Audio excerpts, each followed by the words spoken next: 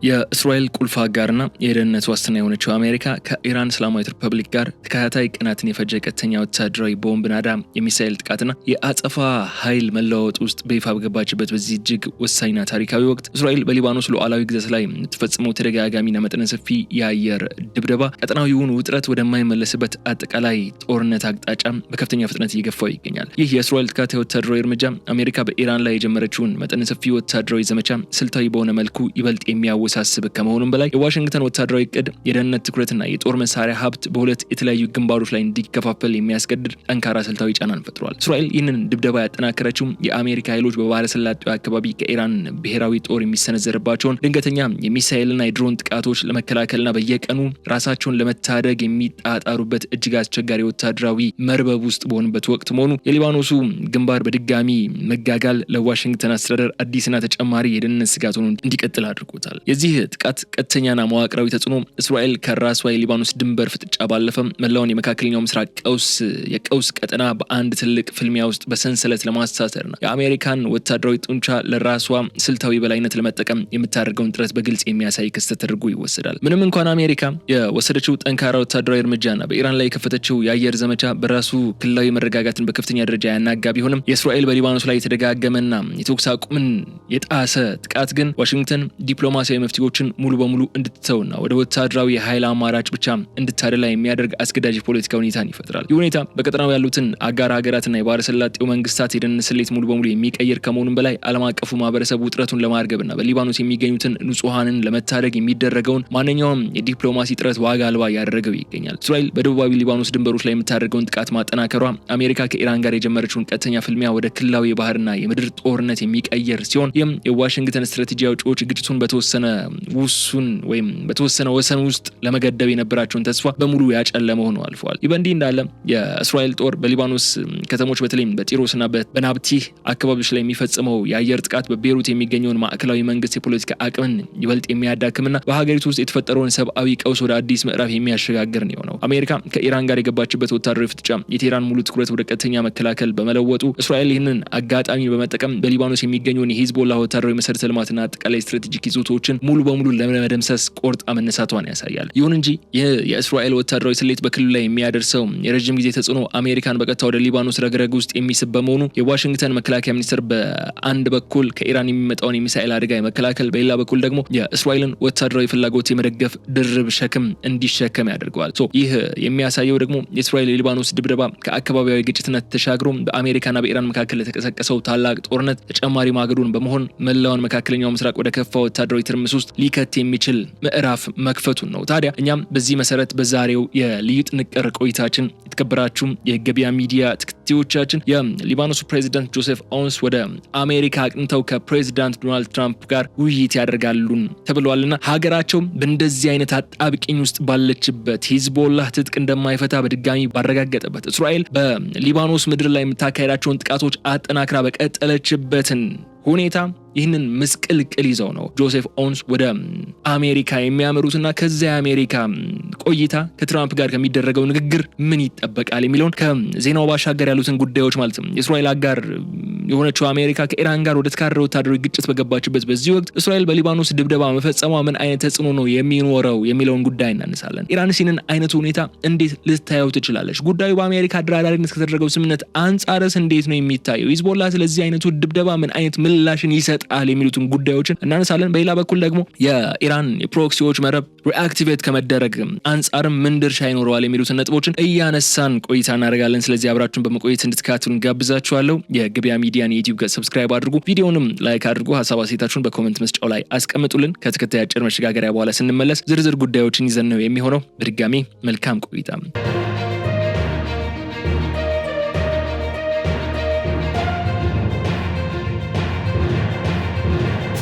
የኢራን እስላማዊ ሪፐብሊክ ከፍተኛ የፖለቲካና ወታደራዊ አመራሮች የእስራኤልን ተከታታይ ሊባኖስ ድብደባዎች የሚመለከቱት እንዴት ነው በሚለው ጉዳይ እንጀምረው። ልዩ ጥንቅራችን እነዚህን ድብደባዎች እስራኤል በሊባኖስ ላይ በተለያዩ ጊዜያት የምትፈጽማቸው ጥቃቶች በተናጠል ወይም በአካባቢያዊ ፉክክር የመጣ መደበኛ ወታደራዊ ግጭት አድርገው ሳይሆን አሜሪካ በቴህራን ብሔራዊ ጥቅሞችና ግዛቶች ላይ ከከፈተችው ቀጥተኛና ወታደራዊ ጥቃት ጋር በሙሉ የተቆራኘ የተቀናጀና ስልታዊ በሆነ መልኩ የተቀነባበሩ መጠነ ሰፊ ወረራዎችና እርምጃዎች አድርገው ይመለከቷቸዋል። በቴህራን ስትራቴጂካዊ ስሌት ውስጥ ይህ የእስራኤል እርምጃ የአሜሪካ እስራኤል ጥምረት በመካከለኛው ምስራቅ ለብዙ 10 ዓመታት የተገነባውን የኢራን የደህንነት ቀለበት የጥቅም ቀጠናና የክልላዊ ተጽዕኖ መስመር ሙሉ በሙሉ ለመስበርና ሀገሪቱን በጂኦፖለቲካዊ መድረክ አንገቷ ለማስደፋት የተነደፈ የተቀናጀ ጥቃት አድርገው ነው የሚወስዱት። የቴህራን ስትራቴጂ አውጪዎች ባለሙያዎች ይህንን ወታደራዊ ክስተት ያጸፋ እርምጃ አድማሳቸውን ለማስፋት እንደ ትልቅ የታሪክ አጋጣሚ ሊጠቀሙበት የሚችሉ ሲሆን ለአሜሪካ ወታደራዊ ውጥረቶች በባህረ ሰላጤው የሚሰጡትን ቀጥተኛ የሚሳኤል ምላሽ ከእስራኤል ጋር በሚደረግ የኃይል ሚዛን ፍልሚያ በመታገዝም ሁለቱንም ኃይሎች በአንድ ጊዜ ከፍተኛ ዋጋ ለማስከፈል የሚደረገውን ዝግጅት በከፍተኛ ፍጥነት ያፋጥኑታል። በኢራን ብሔራዊ ደህንነት ዶክትሪን ውስጥ ሊባኖስና እዚያ የሚንቀሳቀሱ ታጣቂው የሂዝቦላህ ቡድን የሀገሪቱ የመጀመሪያና ዋነኛው የደህንነት መከላከያ ግንብ እንዲሁም የእስራኤልን ቀጥተኛ ጥቃት ወደ ቴህራን እንዳይደርስ የሚከላከል ስልታዊ ጋሻ ተደርጎ ነው የሚወሰዱ። በእነዚህ ኃይሎች ላይ የሚሰነዘር ማንኛውም ጥቃት የኢራንን ብሔራዊ ህልውናና ቀጠናዊ ህይወት ቀጥታ የሚፈታተን የጦርነት አዋጅ ተደርጎ ነው የሚተረጎመው። የኢራን መሪዎች በእስራኤል የሚፈጸመውን ይህንን ድብደባ የምዕራባውያንን የበላይነት በክልሉ ላይ በኃይል ለመጫን የሚደረግ ሙከራ እንደሆነ ለህዝባቸውና ለአጋሮቻቸው በስፋት የሚሰብኩበትም ሲሆን ይህም የሀገሪቱን የውስጥ አንድነት ለማጠናከርና ወታደራዊ መዋቅሩን ለአጠቃላይ ክልላዊ ፍልሚያ ለማነቃቃት ትልቅ የፖለቲካ ፍጆታ ነው የሚሆንላቸው። የቴህራን ጥብቅና የማይወላወል ስልታዊ እይታ ደግሞ የመካከለኛው ምስራቅን ወቅታዊ ቀውስ ከቆየውና ከተለመደው የውክልና ጦርነት ደረጃ አውጥቶ በቀጥታ በሀገራት መካከል ወደሚደረግ ይፋዊና ግልጽ የኃይል ሚዛን ፍልሚያ እንዲሻገርም በር የሚከፍት ነው የሚሆነው። እዚህም በላይ ኢራን በእስራኤል ላይ የምታደርገውን ወታደራዊ ጫና ለማሳደግ ስትል በሊባኖስ ግንባር የሚታየውን ውጥረት እንደ ዲፕሎማሲያዊና ወታደራዊ መደራደሪያ ካርድ የምትጠቀምበት ሲሆን አሜሪካም በእስራኤል ላይ ጫና አድርጋ ጥቃቱን እንድታቆም ካላደረገች ደግሞ በባህረ ሰላጤው የሚገኙትን የዋሽንግተን የጦር ሰፈሮች መቼም ቢሆን የሰላም ንፋስ እንደማያገኙ ግልጽ መልእክት የምታስተላልፍበት ስልት ሆኖ ያገለግላታል። ይህ ቴህራንን የእስራኤል እርምጃ የምትመዝነው በአካባቢው ካለው የኃይል አሰላለፍ አንጻር በመሆኑ የሂዝቦላህ መደከም የራሷን የጂኦፖለቲካዊ ተደራሽነት እንደሚያጠባው በመረዳት ለቡድኑ የምታደርገውን ዘመናዊ ጦር መሳሪያ ፋይናንስና የሎጂስቲክስ ድጋፍ ከምንጊዜውም በላይ በከፍተኛ ደረጃ እንድታሳድግ ያስገድዳታል። ይህ የሚያሳየው ግልጽ ጉዳይ ደግሞ የኢራን እይታ በእስራኤል ላይ የሚሰነዘረውን የጥላቻ ስሜትና የወታደራዊ ምላሽ ፍላጎት ይበልጥን በማሳደግ ቀጠናው ወደማይመለስበትና መላውን የመካከለኛው ምስራቅ ሀገራት የሚሳተፉበት ታላቅ የጦርነት እቶን ውስጥ ነው የከተው የሚገኘው ብለን ማንሳት እንችላለን። የእስራኤል መከላከያ ኃይል በሊባኖስ ሉዓላዊ ግዛት ላይ የጀመረውና በተከታታይ ያካሄደው ያለው እጅግ አደገኛ የአየር ድብደባ በአሜሪካ ከፍተኛ አደራዳሪነት በቅርቡ የተደረሰውና በደቡባዊ ሊባኖስ ድንበር አካባቢ የተወሰኑ የሙከራ ቀጠናዎችን ወይም ፓይለት ዞን ስለመፍጠር ያለመውን የሰላም ማዕቀፍ ስምምነት በተግባር ሙሉ በሙሉ ውድቅ የሚያደርግ የሚያፈርስና ዋጋ የሚያሳጣ ወታደራዊ እርምጃ ሆኖ ነው የሚገኘው። የእስራኤል የአየር ጥቃት ዋሽንግተን በሁለቱ ተፋላሚ ወገኖች መካከል እንደ ዋና አደራዳሪ ዋስትና ሰጪና ክልላዊ ደህንነት አስከባሪ አካል ያላትን ዓለም አቀፋዊ ዲፕሎማሲያዊ ተአማኒነት በከፍተኛ ደረጃ የሚሸረሽርና ያደረገችውን የብዙ ወራት የፖለቲካ ልፋት መውጫ ወደሌለው አዘቅት ውስጥ የሚከት ትልቅ ክስተት ነው የሆነው። እስራኤል የተኩስ አቁም ግንዛቤዎችን ወደ ጎን በመተውና የሊባኖስን ብሔራዊ ጦር ድንበር ላይ የማስፈር እቅድን ችላ በማለት በድንበር አካባቢ ባለው የደህንነት ቀጠና ውስጥ ወታደራዊ እርምጃዎችን በይፋ መውሰዷ የአሜሪካ የውጭ ጉዳይ ሚኒስትር በቀጠናው ላይ ያለውን ሰሚነትና የቁጥጥር አቅም ጥያቄ ውስጥ የከተተ ስልታዊ ውድቀት ተደርጎ ተወስዷል። ይህ በድርድሩና በስምምነት ማዕቀፉ ላይ የታየው ፈጣን መፈራረስ በቤይሩት የሚገኘውን የሊባኖስ መንግስት በአሜሪካ ዲፕሎማሲያዊ ዋስትናና ቃል ኪዳን ላይ የነበረው እምነትም ሊያደርግ የሚችል ጉዳይ ሆኖ ተነስቷል። የሀገሪቱ ፖለቲካ መሪዎች ከእንግዲህ በዋሽንግተን በኩል የሚመጡ የሰላም አማራጮችን በጥርጣሬና በስጋት ብቻ እንዲመለከቱ ያስገዳቸዋል። ግን እንደዚህ ሊገደዱ ይችላሉ የሚባልበትም ሰዓት ጭምር ነው ጆሴፍ ኦውንስ ወደ አሜሪካ ሊያቀኑ ቀነ ቀጠሮ ይዘው ያሉት። እስራኤል ወታደራዊ የኃይል እርምጃዋና የደህንነት ፍላጎቶቿን ከአሜሪካ በሚመራው ዓለም አቀፍ የሰላም ስምምነት በላይ አሳልፋ ማስቀደሟ በሮም እንዲሁም በተለያዩ አካባቢዎች የተጀመሩ ተከታታይ ዙር የሰላም ውይይቶች በሙሉ በሰነድ ላይ የሰፈሩ የቃላት ድርድር ብቻ ሆነው እንዲቀሩና በመሬት ላይ ካለው የወታደራዊ ኃይል እውነታ ጋር መጣጣም አለመቻላቸው በተግባር ያሳየ ትልቅ ክስተትና ስህተት ነው። በዚህ ምክንያት ነው የስምምነቱ መፍረስ በደቡባዊ ሊባኖስ የሚገኙትን የፓይሎት ዞኖችን በመጠቀም የጸጥታ ሽግግር ለማድረግ እስራኤልን ደረጃ በደረጃ ለማስወጣትና የሊባኖስን ብሔራዊ ጦር በሉዓላዊ ግዛቱ ላይ ለማስፈር የተነደፈውን ስልታዊ እቅድ ሙሉ በሙሉ ከጥቅም ውጭ እንዲሆን ያደረገው። ምንም እንኳን ሂዝቦላህ ያንን ስምምነት አልቀበልም ማለቱ ተከትሎ ቀድሞ ነው የፈረሰው ያ ስምምነት የሚሉ ወገኖች ቢኖሩ ማለት ነው። ከዚህ በላይ የዲፕሎማሲያዊ ሂደት በአሜሪካና በእስራኤል መካከል ያለውን ስትራቴጂ ልዩነትን በግልጽ ያሳየ አጋጣሚ ነው። ዋሽንግተን ከኢራን ጋር ቀጥተኛ ጦርነት ውስጥ በገባችበት በዚህ አስቸጋሪ ወቅት እስራኤል የራሷን ጦርነት በተናጠል ለማካሄድ መወሰኗ አሜሪካን ለበለጠ ቀጠናዊ ጫናን የሚያጋልጣት ነው የሚሆነው። ሂዝቦላህም በበኩሉ የስምምነቱን መፍረስ እንደ ትልቅ የፖለቲካ ማረጋገጫን በመጠቀም አሜሪካ በጭራሽ ታማኝ አደራዳሪ ልትሆን አትችልምና ለሊባኖስ ሉዓላዊነት ደህንነት ሊሰጥ የሚችለው ብቸኛው መንገድ ወታደራዊ መከላከልና ወታደራዊ አቅምን ማሳደግ መሆኑን ለህዝቡ ለማሳመን ምቹ ሁኔታን ይፈጥርለታል። ይህ በግልጽ የሚያመላክተው ደግሞ የአሜሪካ አደራዳሪነትና በሷ አሸማጋይነት የተደረገውን የተኩስ አቁም ስምምነት መፍረሱ በመካከለኛው ምስራቅ የነበረውን የፖለቲካ ተስፋ ሙሉ በሙሉ በማጨለም ቀጠናውን ርክፋና ወደማይገመት ወታደራዊ የኃይል ፍልሚያ ሜዳነት ውስጥ ገብቶ እንዲቀር ያደርገዋል።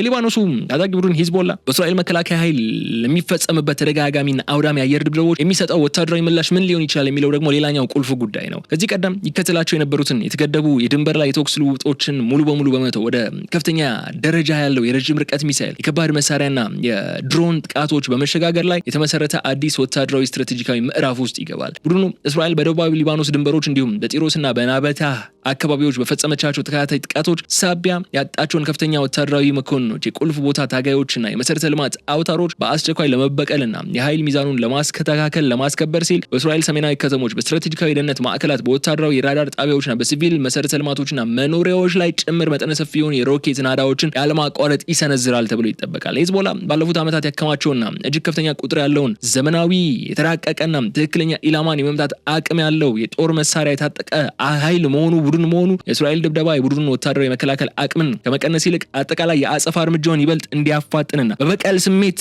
ትግሉን እንዲያጠናክር የሚያደርግ ትልቅ ግፊት ፈጣሪ ምክንያት ሊሆንለት ይችላል። ይህ የሂዝቦላ ጠንካራ ወታደራዊ ምላሽ ከዋና ክልላዊ አጋሩ ማለት ከኢራን እስላሚክ ሪፐብሊክ በሚያገኘው ቀጥተኛ ስልታዊ ወታደራዊ አማካሪነትና የአይነት የሎጂስቲክስ ድጋፍ የሚመራ በመሆኑ ደግሞ የቡድኑ የአጸፋ እርምጃዎች እስራኤልን የአየር መከላከያ መዋቅር በተለይ የአይረን ዶምን የመሳሰሉ በከፍተኛ ሁኔታ አቅም አላቸው የሚባሉ የመከላከያ ስርዓቶችን የሚፈትንና ድንበር ተሻጋሪ ውጥረቱን ወደ አደገኛ ክልላዊ ጦርነት ደረጃ የሚያሳድግና አቅም ይፈጥርለታል። ቡድኑ አሜሪካ የምታደርገውን የፖለቲካ ድርድርም ሆነ በተለያዩ አካባቢዎች የተደረሱ የትጥቅ የመፍታት ቅድመ ሁኔታዎችን ያካተተውን የሰላም የስምምነት ማዕቀፍ ሙሉ በሙሉ ውድቅ ማድረጉን በተግባርና በመሬት ላይ በሚያሳያቸው እነዚህ ተከታታይ የአጸፋ ጥቃቶችም ያሳየ ሲሆን ይህም እስራኤል በሰሜናዊ ድንበሯ ላይ ለረጅም ጊዜ ስትመኙ የነበረውን የዜጎቿን መረጋጋትና የደህንነት ቀጠና ዋስትና እንዳታገኝ የሚያደርግና ወታደራዊ እዟንም ለአስቸኳይ ጊዜ ስምሪት የሚያጋልጥ ዘላቂ ስጋት ሆኖ ይቀጥላል። ሂዝቦላ ወታደራዊ ምላሹን ከፍ ሲያደርግ የሚከተለው ስልት እስራኤልን በሁለት ግንባር ማለትም በሊባኖስ ምድርና ከአሜሪካ ጋር በገባችበት ቀጠናዊ ፍጥጫ ውስጥ እንድትወጠር ማድረግ ነው አንዱ ዓላማው። ይህ ስሌት የእስራኤል የጦር ዕቅድ አውጪዎች ከፍተኛ ጭንቀት ውስጥ የሚከታቸው እድልን ይፈጥራል። ከዚህም በላይ የሂዝቦላ ወታደራዊ መዋቅር በሊባኖስ ደቡባዊ ተራራማ አካባቢዎችና ከመሬት በታች በዘረጋቸው የተራቀቁ የመከላከያ ዋሻዎች ውስጥ የተሸሸገ መሆኑ የእስራኤል የአየር ድብደባዎች የቡድኑን የሮኬት ማስወንጨፊያ አቅምን ሙሉ በሙሉ ሊያጠፉት እንዳልቻሉ ይነሳል። ይህም ቡድኑ በማንኛውም ሰዓትና ጊዜ ጥቃቱን የመቀጠል እድል እንዳለው ያሳያል። ቡድኑ ለዚህ አይነቱ ድብደባ የሚሰጠው ምላሽ ደግሞ ከሊባኖስ ድንበር አልፎ በሜዲትራኒያን ባህር ላይ የሚገኙትን የእስራኤል የጋዝ ቁፋሮ አካባቢዎች፣ ቦታዎችና የንግድ መርከቦችም ጭምር ኢላማ ሊያደርግ የሚችልበት አቅም በተደጋጋሚ እንዳለው በመግለጽ ላይ በመሆኑ የሂዝቦላ የጦርነት ምላሽ የግጭቱን ወሰንና አድማስ በከፍተኛ ሁኔታ በማስፋት የሊባኖስን መድረክ የሁለቱ ኃይሎች የሞትና የሽረት ፍልሚያ ማዕከል ሊያደርገው ይችላል። ይህ ደግሞ በግልጽ የሚያስመለክተን ጉዳይ የሂዝቦላ ወታደራዊ ምላሽ መሬት ላይ ያለውን እውነታ ይበልጥ በማፋፋም ዲፕሎማሲያዊ ጥረቶችን ሙሉ በሙሉ በማምከን መላውን ቀጠና ወደ ከፋና ወደ ረጅም ጊዜ የሚዘልቅ ወታደራዊ ጦርነት ግጭት ውስጥ ሊከቱ የሚችል መሆኑ ነው። በአሁኑ ወቅት በሊባኖስ ሉዓላዊ ምድርና በእስራኤል መካከል የተቀሰቀሰውን መላውን ቀጠና እያንቀጠቀጠ የሚገኘው ይኸው አስከፊ ጦርነት መዋቅራዊ መነሻው ረጅም ዓመታትን ሊመለስ የሚችል እንኳን ቢሆንም ስፔሻሊ ግን ከጥቅምት 2023 የእስራኤል በጋዛ ሰርጥ ላይ የተጀመረውን ወታደራዊ ዘመቻ ጋር ሊገናኝ የሚችልበት እድል አለ። የሊባኖስ ታጣቂ ቡድን ሂዝቦላ በጋዛ ለሚገኙት የፍልስጤም ታጣቂዎች ሐማስና ሌሎች ንጹሃን ፍልስጤማውያን ዜጎች ያለውን ወታደራዊና ፖለቲካዊ አጋርነት በተግባር ለመግለጽ በሚል በእስራኤል ሰሜናዊ የሰፈራ መንደሮችና ወታደራዊ ኬላዎች ላይ ጥቃቶችን መፈጸም ጀምሮ ነበር። ይህ በመጀመሪያ አካባቢ የተገደበ ይመስል የነበረው የድንበር ላይ ፍጥጫ እንደ አውሮፓውያን አቆጣጠር ፌብሩዋሪ ማርች 2026 ላይ አሜሪካና እስራኤል በጋራ በኢራን ላይ ቀጥተኛ ማጥቃት እርምጃ መውሰዳቸውን ተከትሎ በአንድ ጊዜ መልክና ይዘቱን በመቀየር ወደ ሙሉ ክልላዊ ጦርነት መልክ ያለው ግጭትን የተሸጋገረው። ይህ በአሜሪካ በእስራኤልና በኢራን መካከል የተፈጠረው ታሪካዊና ቀጥተኛ ወታደራዊ ግጭት የሊባኖስን ግንባር ይበልጥ እንዲጋጋልና የጦርነቱ ዋና ማዕከል ሆኖ እስኪሰማን ድረስ እንዲሆን ያደረገውም ሆኗል። ቀጠናዊ ውጥረቱን ደግሞ ከሁለትዮሽ ግጭትነት ወጥቶ ወደ ከፋ ዓለም አቀፋዊ ጂኦፖለቲካዊ ቀውስም ነው የቀየረው። በአሁኑ ወቅት በመካከለኛው ምስራቅ መጠነኛ የተኩስ አቁም ስምምነቶች መኖራቸውና የዲፕሎማሲ ጥረቶች መጀመራቸው ይበል የሚያሰኝ መሆኑ ቢነገርም በእስራኤልና በኢራን መካከል ያለው ስር የሰደደ ፍጥጫ ግን እንዲሁም በክልሉ ባሉ የሽምቅ ተዋጊዎች ላይ የሚደረገው ተከታታይ የአየር ድብደባዎች ሁኔታው ይበልጥ ውስብስብና ወደ ኋላ ለመመለስ አስቸጋሪ እያደረገው ነው ያለው። ሊባኖስም የዚህን ታላቅ ዓለም አቀፍ ኃይሎች የውክልናና የቀጥተኛ ጦርነት ዋነኛ ሰለባ መሆኗ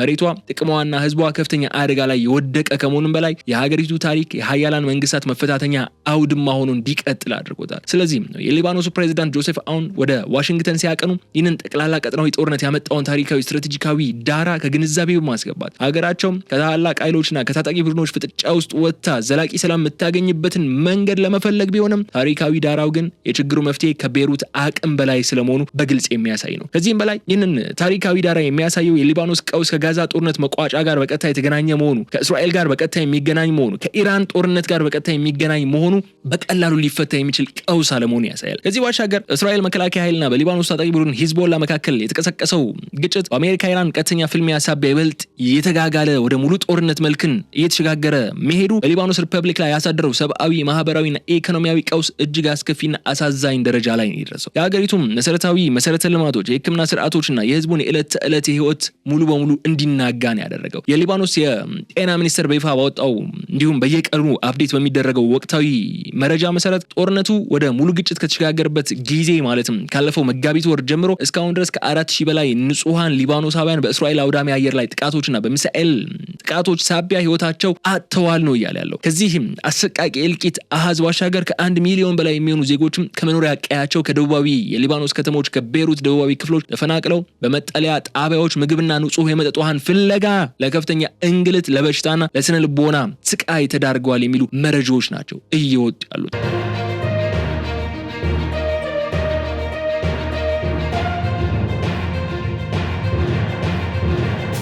እዚህ ባሻገር የእስራኤል ጦር በሊባኖስ ሪፐብሊክ ላይ የጀመረው ተከታታይ አውዳሚ ድብደባና በስተጀርባው ላይ ያለው የኢራን ፕሮክሲዎች በድጋሚ መንቀሳቀስ ሪአክቲቬት መደረግ ሂደትም በቤይሩት የሚገኘውን ማዕከላዊ መንግስት ይበልጥ ደካማ፣ ውሳኔ አልባና በዓለም አቀፍ የፖለቲካ መድረክ ላይ ሙሉ በሙሉ የተገለለ እንዲሆን ያደረገው ከመሆኑም በላይ የሀገሪቱን የውስጥ ሉዓላዊነትና የቁጥጥር አቅምም በከባድ ፈተና ላይ ጥሎታል። የሊባኖስ ፕሬዚዳንት ጆሴፍ አውንም ወደ ዋሽንግተን ተጉዘው ከአሜሪካው ፕሬዚዳንት ዶናልድ ትራምፕ ጋር በነጩ ቤተ መንግስት የሚያደርጉት ታሪካዊ ውይይት በእነዚህ አስገዳጅ ወታደራዊ ክስተቶች ሳቢያ የመደራደር አቅሙና ዲፕሎማሲያዊ ክብደቱን በከፍተኛ ደረጃ የሚያጣ ሲሆን የቤይሩት ማዕከላዊ አስተዳደር በሀገሪቱ ሰማይ ምድርና ባህር ላይ ምንም አይነት እውነተኛ የፖለቲካና ወታደራዊ ቁጥጥር እንደሌለው ለዓለም ያሳየም ትልቅ ድክመት ሆኖ ተመዝግቧል። የሊባኖስ ሀገራዊ ሉዓላዊነት በአንድ በኩል በእስራኤል ይፋዊ ወረራና የአየር ድብደባ፣ በሌላ በኩል ደግሞ የቴህራን ስልታዊ ትዕዛዝ በሚከተለው ሂዝቦላ የታጠቀ ኃይልና የአጸፋ እርምጃዎቹ መካከል ተጨፍልቆ መቅረቱ ማዕከላዊው መንግስቱ የገዛ ዜጎቹን ደህንነት የመጠበቅና ብሔራዊ ጥቅሙን የማስከበር ህገ መንግስታዊ አቅሙ ሙሉ በሙሉ ተዳክሞ እንዲንኮታኮት ነው እየተገደደ የሚገኘው። ይህ የሉዓላዊነት መርህ መሸርሸርና የቁጥጥር ማጣት ፈተና ደግሞ በሊባኖስ የተለያዩ የፖለቲካና የሃይማኖት መሪዎች መካከል ለብዙ አስርት ዓመታት የቆየውን ስር የሰደደውን የውስጥ ክፍፍል ከምንጊዜውም በላይ እያሰፋው የመጣ ሲሆን ሀገሪቱ ወደ አዲስ የማትወጣበት የኢኮኖሚ ውድቀትና የማህበራዊ መዋቅር ሙሉ በሙሉ መፈራረስ ውስጥ እንድትገባም ትልቅ ግፊት እያደረገባት ነው የሚገኘው። የሊባኖስ ብሔራዊ ጦር በሀገሪቱ ደቡባዊ ድንበር ላይ ሰፍሮ ድንበር የማስከበርና የጸጥታውን ኃላፊነት ሙሉ በሙሉ የመረከብ ህልም ያለው ቢሆንም እንኳን ይህንን የሰላም እቅድ በተግባር ለመተርጎም የሚያስፈልገውን ወታደራዊ ትጥቅ፣ የገንዘብ አቅምና የውስጥ አንድነት ባለመኖሩ ግን መንግስት የአሜሪካንና የምዕራባውያን ወታደራዊ እርዳታ ለማግኘት እጁን ለመዘርጋት ያስገድደዋል። ይሁን እንጂ አሜሪካና እስራኤል የሊባኖስ መንግስት የሂዝቦላህን ታጣቂ ቡድን ሙሉ በሙሉ ትጥቅ እንዲያስፈታና ከድንበር አካባቢ እንዲያስወጣ የሚጠብቁ በመሆኑ የቤይሩት ደካማ የፖለቲካ መዋቅር ይህን እርምጃ ለመውሰድ ከሞከረ ሀገሪቱን በቀጥታ ወደ ከፋና ወደማትወጣበት የእርስ በርስ ጦርነት ውስጥ ሊከታት የሚችል በመሆኑ ፕሬዚዳንት አሁን የሚይዙትና የሚጨብጡት ያጡበት ታሪካዊ አጣብቂኝ ውስጥ ሆኖ ነው ፕሬዚዳንት ዶናልድ ትራምፕን ሊያገኙ ወደ አሜሪካ የሚጓዙት። ከዚህም በላይ ግን ይህ የቁጥጥር ፈተና የሊባኖስ መንግስት በዓለም አቀፍ ደረጃ የሚገባቸውን የሰላምና የዲፕሎማሲ ቃል ኪዳኖች በሙሉ መሬት ላይ ዋጋ አልባ የሚያደርጋቸው ነው የሆነው። ዓለም አቀፍ የረድኤት ድርጅቶችና የፋይናንስ ተቋማት በሀገሪቱ አስማማኝ የፖለቲካ መሪና ተጠያቂ አካል የለም የሚል እምነት በመያዛቸው ምክንያት ሰብአዊና ልማታዊ ድጋፎቻቸውን እንዲያቆሙም መሰናክል እየሆነባቸው ነው የሚገኘው። የሊባኖስ ህዝብ በማዕከላዊ መንግስቱ ላይ ያለው እምነት ሙሉ በሙሉ እየጠፋ ነው እየመጣ ያለው። እያንዳንዱ የህብረተሰብ ክፍል ጥበቃና ደህንነትን የሚሻው ከሀገሪቱ መከላከያ ሰራዊት ሳይሆን በየአካባቢው ካሉ የሃይማኖትና የታጠቁ ቡድኖች በመሆኑ የሊባኖስ መንግስታዊ መዋቅር ስም ብቻ ሆኖ እንዲቀር ያደረገው ነው ያለው። ይህ የሚያሳየው ደግሞ መስላችሁ የሊባኖስ መንግስት የሉዓላዊነትና የቁጥጥር ፈተና ሀገሪቱ በታላላቅ ዓለም አቀፍ ኃይሎች ፍልሚያና በኢራን ተላላኪዎች ወታደራዊ ስምሪት መካከል አስሮ የሀገሪቱን ብሔራዊ ህልውና ለማስቀጠል የሚደረገውን ዲፕሎማሲያዊና ፖለቲካዊ ጥረት ሁሉ የመጨረሻው አስገራሚና አደገኛ ውድቀት አፋፍ ላይ እንዲወድቅ አድርጎታል። ይህንን ብለን የዕለቱን የልዩ ጥንቅር ፕሮግራማችንን ስናጠቃልለው የተከበራችሁ የገበያ ሚዲያ ተከታታዮቻችን በአሁኑ ወቅት በመካከለኛው ምስራቅ መጠነ ሰፊ የቀውስ ቀጠና ውስጥ በከፍተኛ ፍጥነት እየታዩና እየተቀያየሩ ያሉት እጅግ ፈጣን ተለዋዋጭና አደገኛ የጂኦፖለቲካ ለውጦች መላውን ቀጠና ወደ አዲስ ከዚህ ቀደም ታይቶ ወደማይታወቅ ኃይል ሚዛን እንዲሁም ሙሉ በሙሉ ወደማይገመትና ወደ ጨለማ እየመሩት ነው የሚሉ መረጃዎች ይወጣሉ። የአሜሪካና የኢራን እስላማዊ ሪፐብሊክ ቀጥተኛ ይፋዊ ጦርነት፣ የእስራኤል መከላከያ ኃይል በሊባኖስ ሉዓላዊ ግዛት ላይ የሚፈጸመው የማያቋርጥ የአየር ድብደባ እንዲሁም የኢራን ፕሮክሲዎችና የታጠቁ ኃይሎች መረብ በድጋሚ የመንቀሳቀስ ሂደት ተደምረው ባለፉት 10 ዓመታት ቀጠናው ደግፎ የቆየውን የድሮውን የመካከለኛው ምስራቅ የደህንነት ካርታ ሙሉ በሙሉ በማፍረስና በመቅበር አዲስ ስልታዊ እውነታን በተግባር ፈጥረዋል። የአዲሱ የኃይል ሚዛን ለዓመታት ሲሞከሩ በነበሩት ዲፕሎማሲያዊ ድርድሮች የተባበሩት መንግስታት ድንጋጌዎችና በተኩስ አቁም ስምምነቶች ላይ የተመሰረተ ሳይሆን በሁለቱ ወገኖች ወታደራዊ ኃይል የበላይነት በቴክኖሎጂ አጠቃቀምና በታላላቅ ዓለም አቀፍ ሀገራት ቀጥተኛ ፍልሚያ ላይ ብቻ በጽኑ የተገነባ አደገኛ ምዕራፍ ነው። በዚህም አለበዛ ግን የወደፊቱ የመካከለኛው ምስራቅ ዕጣ ፈንታ የሀገሪቱ ህልውና የሚወሰነው አሜሪካና እስራኤል የኢራን ቀጠናዊ ተጽዕኖና የጥቅም ቀለበት ሙሉ በሙሉ ለመስበር የሚያደርጉት ወታደራዊ ውሳኔና ኢራን በበኩሏ ፕሮክሲዎቿን መረብ በየመን፣ በኢራቅ፣ በሶሪያን በመጠቀም የምትሰጠውን የመከላከል የማጥቃት አቅምን ተከትሎ በሚፈጠረው ውጤት ላይ ብቻ ነው። የሊባኖስ ህዝብና ማዕከላዊ መንግስቱ ከዚህ ታላቅ ዓለም አቀፍ ቀውስ ወጥተው ሀገራዊ ህልውናቸውን ለማስቀጠል የሚያደርጉት ዲፕሎማሲያዊ ጥረት በዋሽንግተን በሚደረጉት ሚስጥራዊ ስምምነቶችና በክልሉ ባሉ ታላላቅ ኃይሎች ፍላጎት መካከል የሚወሰን በመሆኑ የቤይሩት ድምጽ ዋጋ ያጣበት ወቅት ላይ እንገኛለን። በዚህ ወቅት ደግሞ ፕሬዚዳንት ጆሴፍ አውን ወደ አሜሪካ አምርተው ከፕሬዚዳንት ዶናልድ ትራምፕ ጋር ይገናኛሉ። በዚያ ግንኙነት በዚያ ውይይት ምን ይነሳል? ለሊባኖስና ለሊባኖስ ህዝብ ተስፋን የሚፈነጥቅ ሊባኖስ ከሀያላን መፈንጫነት የሚገላግል ይሆናል ወይንስ ሊባኖስ አሁንም ባለችበት የምትቀጥልበት ሀያላን እንደፈለገው የሚፈነጩባት መሬቷ በፈለገ አካል እንደፈለገ የሚያዝባት ሀገር ሆና ትቀጥላለች የሚለው እንግዲህ በቀጣይ ጊዜያት የምንመለከተው ጉዳይ ይሆናል በማለት የዕለቱን የልዩ ጥንቅር ፕሮግራማችን እዚህ ላይ እንቋጫለን። የተከበራችሁ የገበያ ሚዲያ ተከታታዮቻችን አብራችሁኝ በመቆየት ስለተከታተላችሁኝ እጅግ አድርጌ አመሰግናችኋለሁ። በቀጣይ በሌላ ጉዳይ መልሰን እንገናኛለን። ስለዚህ አብራችሁኝ እንድታመሹ እጋብዛለሁ። እስከዚያ ድረስ ግን በቸር ቆዩልኝ። ሰላም።